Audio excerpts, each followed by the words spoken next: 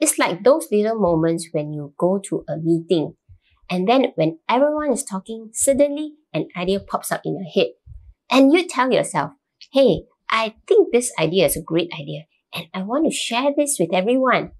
But then there's this little voice in your head that's telling you, hey, better don't say anything. Who knows? Maybe other people have a better idea than yours. Hey, you're new here, just new in a job.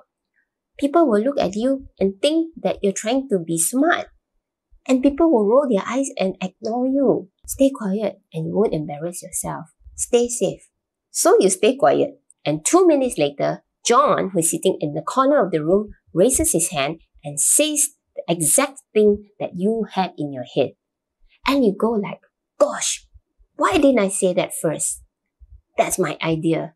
And that itself is self-sabotage. Something that we often do when we're just starting out.